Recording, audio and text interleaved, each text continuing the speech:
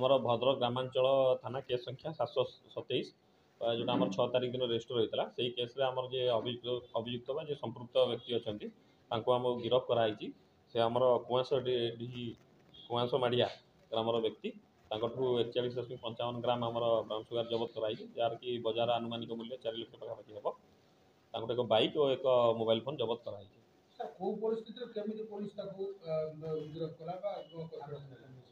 MB checking समय police गिरफ्त कले पाखु आम भद्रक रूराल थाना अंचल गिरफ्त करागला। बारंबार भद्रक पुलिस कोठना कोठी